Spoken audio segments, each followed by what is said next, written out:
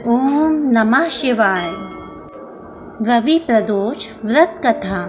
एक समय सर्व प्राणियों के हितार्थ परम पावनी भागीरथी के तट पर ऋषि समाज द्वारा विशाल गोष्ठी का आयोजन किया गया। महर्षियों की एकत्रित सभा में व्यास जी के परम शिष्य पुराण वेत्ता सूत जी महाराज हरि कीर्तन करते हुए पधारे। सूत जी को देखते ही शौनकादि 88,000 ऋषि मुनियों ने खड़े होकर दंडवत प्रणाम किया।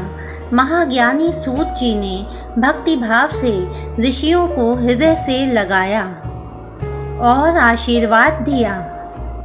तब मुनिगण विनीत भाव से सूत जी से पूछने लगे कि हे परम दयालु, कलिकाल में भगवान शंकर की भक्ति किस आराधना द्वारा उपलब्ध होगी, हम लोगों को बताने की कृपा कीजिए, क्योंकि कलयुग के सभी प्राणी पाप कर्म में रत रहकर वेद शास्त्रों से विमुख रहेंगे। दीन जन अनेकों संकटों से त्रस्त रहेंगे। हे मुनि श्रेष्ठ, कलिकाल में सत्कर्म की ओर किसी की रुचि न होगी। जब पूर्ण क्षीण हो जाएंगे तो मनुष्य की बुद्धि असत कर्मों की ओर खुद ब खुद प्रेरित होगी, जिससे दुर्विचारी पुरुष वंश सहित समाप्त हो जाएंगे। इस अखिल भूमंडल पर जो मनुष्य ज्ञानी होकर ज्ञान की शिक्षा नहीं देता, उस पर परम पिता परमेश्वर कभी प्रसन्न नहीं होते हैं। हे महामुने, ऐसा कौन सा उत्तम व्रत है जिससे मनोवांछित फल की प्राप्ति होती हो, कृपा कर बतलाइए। ऐसा सुनकर दयालु हृदय श्री सूत जी कहने लगे, हे श्रेष्ठ मुनियों तथा शौनक जी, आप धन्यवाद के पात्र हैं। आपके विचार सराहनीय एवं प्रशंसनीय हैं। इसलिए हे शौनकादि ऋषियों, सुनो, मैं उस व्रत को तुमसे कहता हूँ जिसके करने से मनुष्य के सब पाप नष्ट हो जाते हैं। धन वृद्धि कारक, दुख विनाशक, सुख प्राप्त कराने वाला, संतान देने वाला, मन वांछित फल प्राप्ति कराने वाला यह व्रत मैं तुमको सुनाता हूँ, जो किसी समय भगवान शंकर ने सती जी को सुनाया था। और उनसे प्राप्त यह परम श्रेष्ठ उपदेश मेरे पूज्य बाल गुरु शुकदेव जी ने मुझे सुनाया। आप सभी सावधान होकर सुनो। सूत जी कहने लगे, हे ऋषियों, आयु बुद्धि स्वास्थ्य लाभ हेतु रवि त्रयोदशी का व्रत करना चाहिए। इसकी विधि इस प्रकार है। प्रातः स्नान कर निराहार रहकर शिव ध्यान में मग्न हो शिव मंदिर में जाकर शंकर की पूजा करें। पूजा के पश्चात अर्धपुंड त्रिपुंड का तिलक धारण करें। बेल पत्र चढ़ावें, धूप दीप अक्षत से पूजा करें, ऋतुफल चढ़ावें। ओम नमः शिवाय मंत्र का रुद्राक्ष की माला से जप करें। ब्राह्मण को भोजन करा सामर्थ्य के अनुसार दक्षिणा दें। तत्पश्चात मौन व्रत धारण करें। व्रती को सत्य भाषण करना आवश्यक है। हवन आहुति भी देनी चाहिए। मंत्र ओम ह्रीं क्लीं नमः शिवाय स्वाहा से आहुति देनी चाहिए। इससे अभीष्ट फल की प्राप्ति होती है।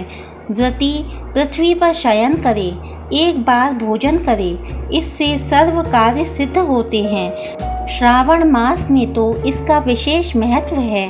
यह सर्व सुख धन आरोग्यता देने वाला है। यह व्रत इन सब मनोरथों को पूर्ण करता है।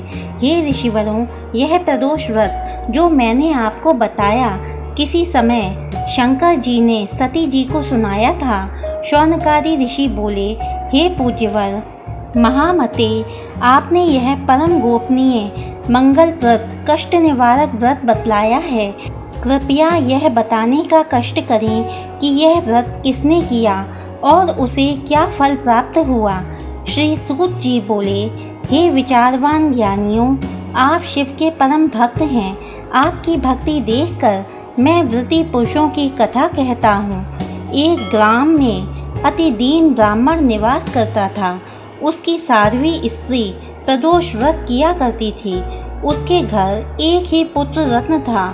एक समय की बात है कि वह पुत्र गंगा स्नान करने के लिए गया। दुर्भाग्यवश मार्ग में चोरों ने उसे घेर लिया और वह कहने लगे कि हम तुझे मारेंगे, नहीं तो तू अपने पिता का गुप्त धन बतला दे। बालक दीन भाव से कहने लगा कि हे बंधुओं, हम अत्यंत दुखी दीन हैं, हमारे पास धन कहाँ है। चोर फिर कहने लगे कि तेरे पास पोटली में क्या बंधा है। बालक ने निसंकोच उत्तर दिया कि मेरी माता ने मुझे रोटी बनाकर बांध दी है। दूसरा चोर बोला कि भाई, यह तो अति दीन दुखी हृदय है, इसे छोड़िए। बालक इतनी बात सुनकर वहां से प्रस्थान करने लगा और एक नगर में पहुंचा। नगर के पास एक बरगद का पेड़ था।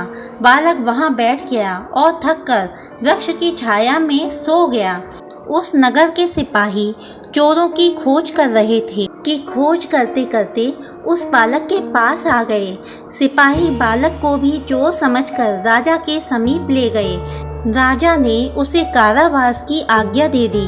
उधर बालक की माँ भगवान शंकर जी का प्रदोष व्रत कर रही थी। व्रत के प्रभाव से उसी रात्रि राजा को स्वप्न हुआ कि यह बालक चोर नहीं है, प्रातः छोड़ दो, नहीं तो आपका वैभव, राज्य सब शीघ्र ही नष्ट हो जाएगा। रात्रि समाप्त होने पर राजा ने उस बालक से सारा वृतांत पूछा। बालक ने सारा वृतांत कह सुनाया। वृतांत सुन राजा के सिपाही भेज बालक के माता पिता को बुला लिया। राजा ने उन्हें जब भयभीत देखा तो कहा, तुम भय मत करो, तुम्हारा बालक निर्दोष है। हम तुम्हारी दरिद्रता देखकर 5 गांव दान में देते हैं। शिव की दया से ब्राह्मण के आनंद होने लगे। इस प्रकार जो कोई इस व्रत को करता है उसे आनंद प्राप्त होता है। शौनकादि ऋषि बोले, हे महर्षि, अब आप कृपा करके सोम त्रयोदशी प्रदोष का व्रत सुनाइए। हे भोले बाबा, मेरी आपसे यही प्रार्थना है कि आपकी ये कथा जो जो सुने और जो जो मनुष्य कहे उसकी सभी मनोकामनाएं पूर्ण करना, आरोग्यता और सुख संपत्ति प्रदान करिएगा। जय भोले बाबा। ओम नमः शिवाय।